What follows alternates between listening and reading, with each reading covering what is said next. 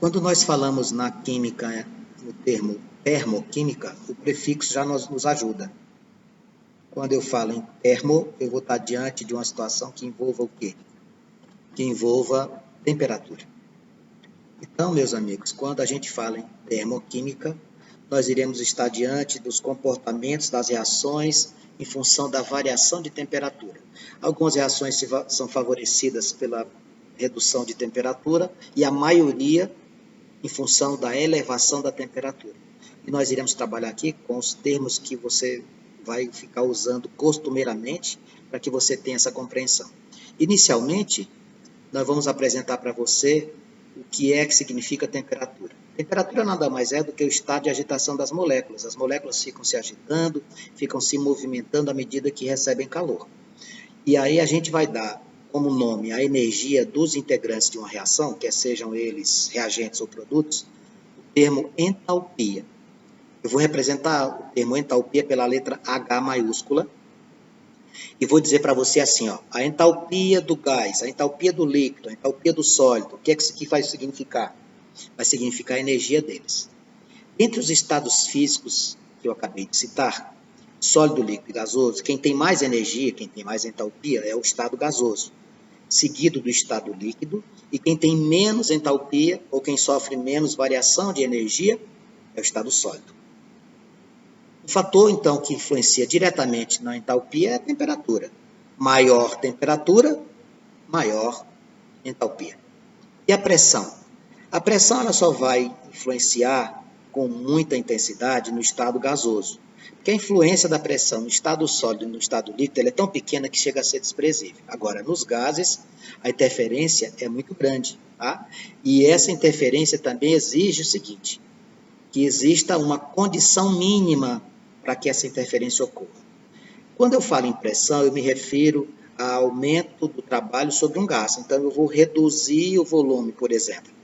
Quando a gente está a nível do mar, a pressão atmosférica é de 1 atm. A relação para a gente utilizar aqui de pressão vai ser a influência da pressão ela vai ocorrer de forma nítida acima de 1000 atms. Lembre-se, as reações ocorrem em sua grande maioria a 1 atm. A maioria das reações que a gente vai trabalhar aqui são níveis do mar, tá? Ninguém vai ficar subindo nem descendo, não. Fases de agregação. Quais são os estados de agregação que nós temos? Nós temos o estado sólido, nós temos o estado líquido, nós temos o estado gasoso. Quando você tem uma reação que recebe calor, você aumenta a entalpia, então seu ΔH será maior do que zero. Então, quando isso acontecer, você vai dizer que a reação é endotérmica. Quando você liberar calor, ou seja, quando você tiver uma variação de entalpia menor do que zero, você vai dizer que essa reação é exotérmica. Me dá um exemplo, Vax. Agora, você pega um pedaço de manteiga sólida, aquece essa manteiga. Ela está recebendo calor, reação endotérmica. Você pega um pedaço de gelo e deixa esse gelo derreter. Ele está recebendo calor, endotérmico. Você pega água líquida e diminui a sua temperatura, você está retirando calor. E ela se transforma em gelo. Ela é uma reação exotérmica. Então, as reações ou as mudanças de fase irão necessitar ou de ganhar calor ou de perder calor. Como é que a gente chama isso? A absorção para o ganho, liberação para a perca. Então, por extensão, ΔH nosso vai depender de quê? Da variação de temperatura. Se você aumentar a temperatura, tende a ir do estado sólido para o líquido e do líquido para o gasoso. Se você diminui a temperatura, tende a ir do gasoso para o líquido e do líquido para o sólido. Entalpia, portanto, é uma propriedade extensiva. O que é que a química chama de propriedade extensiva? Muito simples. Se você tiver mais, você terá mais. Em outras palavras, quanto maior a quantidade de reagentes que você tiver, maior será a entalpia. Veja o exemplo que eu coloquei. A reagindo com 2 mols de B, originando a B2. Quanto é a variação de entalpia lá? Menos 45 quilocalorias. Esse sinal de menos de cara. Já sei que é uma reação exotérmica. 2A mais 4B, originando 2AB2. Você viu que dobrou a quantidade de reagentes e produtos? Se você tem mais reagentes e mais produtos, maior será a variação de entalpia. A anterior, que era 45, como você dobrou tudo, agora ela passa a ser 90. Lembre-se, sinal de ΔH positivo, reação endotérmica. Sinal do ΔH negativo, reação exotérmica. Estruturas cristalinas e solvente. O que é uma estrutura cristalina? Um sólido, como por exemplo, os cristais do sal, o cristal oriundo da formação do diamante, a grafite, tudo isso é cristalino. O que é solvente? Solvente, a gente vai lembrar lá das soluções, que quando a gente dissolve alguma coisa, o que está sendo dissolvido é soluto. Aquilo que permite isso acontecer é o solvente. Lembra-se dos exemplos? Água mais sal. Água é solvente, sal é soluto. Leite mais pó de chocolate. Leite é solvente, pó de chocolate é soluto. Aí eu coloquei no item A, antes que eu fale dos solventes, que em substâncias alotrópicas, como diamante e grafite, sempre existirá uma forma mais estável que a outra. Vamos lembrar o que é alotropia. Alotropia significa dizer que nós temos substâncias formadas pelos mesmos elementos, porém, com características distintas. Por exemplo, o carbono forma o diamante, pedra preciosa, e forma grafite, aquela canetinha que você utiliza, aquele lápisinho que você usa para escrever na sua apostila. Ambos são substâncias formadas por carbonos, com características distintas. Então, você diz que diamante e grafite são substâncias alotrópicas. O diamante tem um ΔH, menos 94,5 quilocalorias, grafite, menos 94. Significa dizer que ambos participam de estruturas exotérmicas. Aí, eu coloquei aqui uma informação relevante. Essa informação diz o seguinte: a forma alotrópica mais estável é a grafite. Por que é a grafite, Vanks? Porque ela tem uma necessidade de maior variação de entalpia.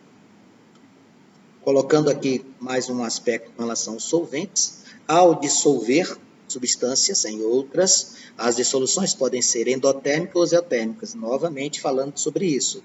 As endotérmicas, Mariazinha, são aquelas que exigem receber calor. As exotérmicas vão liberar calor. Tudo bem? Tipos de variação de entalpia, ΔH. Para falar em delta, é variação. ΔH, variação de entalpia. Como é que eu calculo isso? Você pega a entalpia dos produtos, ou seja, o final da reação, menos a entalpia dos reagentes, o começo da reação. Aqui eu coloquei de cara 3 entalpias, você não precisa se preocupar, porque você olhou para a equação, você vai entender. Entalpia de formação, sem ler o que está lá de conceito. Olha, por exemplo, você tem um mol de hidrogênio reagindo com meio mol de oxigênio, formando água. Entalpia de formação. Você usou hidrogênio, você usou oxigênio e formou água. Entalpia de formação. O que é que tem o ΔH ali? Menos 68. O que é que significa isso? A formação da água é um processo exotérmico. Veja, você tem H2, que é uma substância simples, reagindo com O2, que é outra substância simples. Quando você juntou as duas, você não formou água, então a energia que você necessitou, neste caso específico, chama-se entalpia de formação. Segunda, nós temos lá A2 reagindo com O2, formando H2O. Desculpe, A2O. Essa reação aqui, ele chama de entalpia de combustão. Quando falar em combustão, amigos, é porque você está trabalhando com queima, tá? Queimar significa reagir com gás oxigênio. Combustão é isso. E as reações de combustão, não esqueça, sempre ocorrerão com liberação de calor. Então, você fala assim, queimei uma folha de papel. Certamente, a presença do gás oxigênio. Certamente, liberação de calor. E certamente, ΔH negativo. Terceira forma de entalpia que eu coloquei para você, de dissolução.